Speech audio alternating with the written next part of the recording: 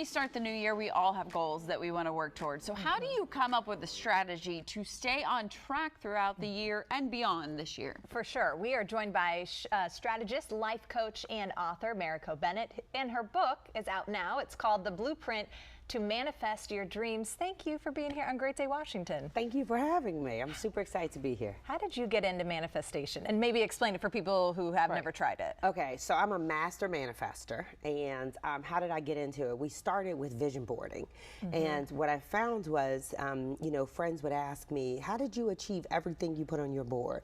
Like, how did you actually make that happen? And I didn't realize that I was a unicorn of sorts. But then I decided I would package my entire process and write a book about it so I could share with others, because I love a good praise report. Yes. So manifesting is kind of like, how do you describe it? Sure. So I first start with the first C, which I call my C power method, and that's crystallizing. So we all have visions. We all have something that we desire. It's in our heart. It's in our mind. Sometimes it'll keep us up at night, some things that we want to achieve. And so you crystallize that vision, and that's the first C. And then you customize a plan, because everybody's life looks different, right? I've got 3 children, a husband, a dog. I'm an entrepreneur. I'm an author. And so you really have to customize a plan to actually help you reach and achieve that vision. And it should be grounded in smart goal setting. And then cultivate, which is the third C, which means you actually have to do the work. So manifesting does not work. Just saying I want to be rich and happy. I thought we could visualize this and it would happen. That's right. A lot of people do, but it's to cultivate the work. You got to put the work in. And that's where most people quit or fail, because it gets tough in that phase. And that's where accountability partners are so critical and helpful to keep you on that path and that journey, because your dreams don't work unless you do, right? What type of work is it? Is it like reaching out to people, putting your name out there? I guess it maybe depends on your goal. Right, it depends on your goal, and we like to look at goal setting and your 7 life focus areas. So yes, you have physical body, which we just saw the segment on, but that's where you get a trainer, right? That's where you actually have an accountability person you show up with, who's going to meet you there, and you're accountable for that. But you may have mindset goals, so you may have personal or professional goals or social goals. So I'm a workaholic. I have to have social goals. So I have friends that all they do is hang out. And I'm like, okay, what's going on today? Beach time? Yes.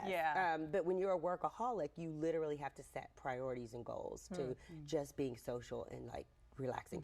Maybe you want to have a closer walk with God. So, spirituality is another life focus area. Some people want to be, have more time in meditation and things like that. So, 7 life focus areas. Very specific. All right, and then your 4th C is curate. That's right. And that is where you are fine-tuning, you're tracking, you're measuring, like what's working, what's not working. Because you know how sometimes you have a vision, and then you actually reach and achieve that vision. You're like, oh, this is not what I thought it was.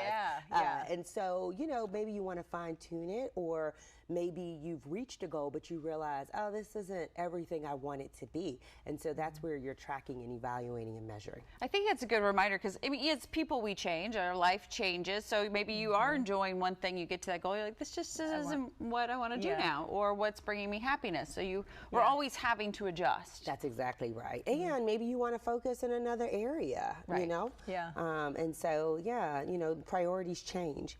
And so as the workaholic person, I was like, okay, I've done that. So professionally, we're good. And then financially, okay, we're sound. And I'm like, am I enjoying life? Because you only get one of them, right? And so I'm like, I'm going to have some social goals. I also liked your tip to make sure it's visual to you every day, where you see these goals and what you're trying to manifest. Absolutely. And so we actually even put, the board's great, right? You can put it in an area where you see all the time. But if you're always on the go, right, or you travel quite a bit, we like to actually put your vision on items like a water bottle, right, to help inspire you to make good choices, or your mouse pad, items that you can carry with you. And so when you participate in one of our programs, we actually gift you with your board on a special item, or your coffee mug, I'm glad you mentioned that. I'm sure people listening want to know how to get in touch with you. So Mariko's book is called The Blueprint to Manifest Your Dreams. You can always check it out, reach out to her, learn more, and actually achieve those goals here in 2023. Thank you for helping us. We appreciate it. Thank you for having me. All right, now that you have a plan to manifest your dreams, we want to point you